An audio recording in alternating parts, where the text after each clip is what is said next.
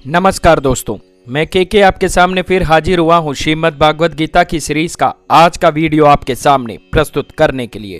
तो आइए शुरू करते हैं आज का ये वीडियो। दोस्तों, कल तक हमने बात की थी अध्याय नंबर 2 के श्लोक नंबर 14 तक की विस्तृत व्याख्या के बारे में। आज हम आपके सामने प्रस्तुत करने जा रहे हैं अध्याय नंबर 2 के श्लोक नंबर 15 की विस्तृत व्याख्या। श्लोक नंबर 15 अध्याय नंबर 2। हे पुरुषों में श्रेष्ठ अर्जुन, जो मनुष्य सुख तथा दुख में विचलित नहीं होता और इन दोनों परिस्थितियों में स्थिर रहता है, वह वास्तव में मुक्ति का पात्र है। आइए इसकी विस्तृत व्याख्या भी समझ लेते हैं।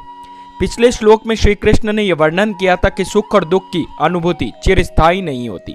वे अर्जुन को विवेक बुद्धि द्वारा इन द्वंद्वों से उभरने की प्रेरणा दे रहे हैं। इस विभेदन को समझने के लिए सर्वप्रथम हमें दो महत्वपूर्ण प्रश्नों का उत्तर जानना होगा।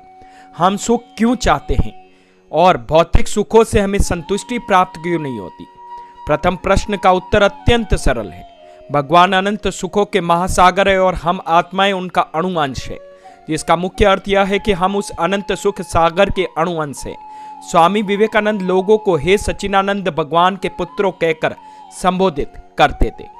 जैसे बालक अपनी माता की ओर आकर्षित होता है, ठीक उसी प्रकार से सभी अंश स्वाभाविक रूप से अपने मूल अंशों की ओर आकर्षित होते ही है। इसी प्रकार से अनंत सुख के महासागर भगवान का अणु अंश होने के कारण हम आत्माएं भी उसी असीम आनंद के महासागर की ओर आकर्षित होती हैं। इसलिए हम अपना प्रत्येक कार्य संसार में सुख प्राप्त करने के लिए करते हैं। हम सुख कहाँ है, हमें किस रूप में इसे पाया जा सकता है, इस संबंध में मत भिन्न भिन्न है, लेकिन सभी जीव इसके अतिरिक्त और कुछ पाना ही नहीं चाहते। यही प्रथम प्रश्न का उत्तर भी है।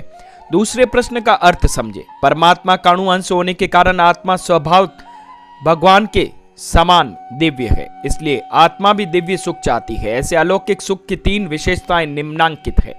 यह अनंत मात्रा का होना चाहिए, यह स्थायी होना चाहिए, यह नित्य होना चाहिए। ऐसे सुख केवल भगवान में ही है, जिसे सत्य चित आनंद या अनंत चेतन स्वरूप करुणा सागर के नाम से भी पुकारा जाता है।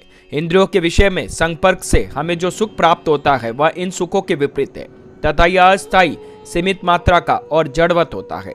इसलिए शरीर से प्राप्त होने वाला लौकिक सुख हमारी दिव्य आत्मा को कभी संतुष्ट नहीं कर सकता। इस अंतर को समझने के लिए हमें सांसारिक सुखों और दुखों के बोध को समान रूप से सहन करने का अभ्यास करना चाहिए। तभी हम उन द्वंद्वों से ऊपर उठेंगे और भौतिक शक्तियां हमें अधिक समय तक दुखी नहीं कर पाएगी।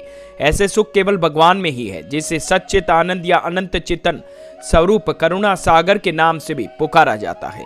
इंद्रियों के विषय में संपर्क से हमें जो सुख प्राप्त होता है वह इन सुखों के विपरीत है तथा वह अस्थायी सीमित मात्रा का और जड़वत होता है। इसलिए शरीर से प्राप्त होने वाला लौकिक सुख हमारी दिव्य आत्मा को कभी संतुष्ट नहीं कर सकता। इस अंतर को समझने के लिए हमें सांसारिक सुखों और दुखों के बोध को समझना रूप से सहन करने का अभ्यास भी करना चाहिए। तभी हम इन द्वंद्वों से ऊपर उठेंगे और भौतिक शक्तियां हमें अधिक समय तक दुखी नहीं कर पाएगी। तो दोस्तों, आज के वीडियो में बस इतना ही। कल हम फिर मिलेंगे एक नए श्लोक और एक नए अध्याय के बारे में आपसे विस्तृत चर्चा करेंगे।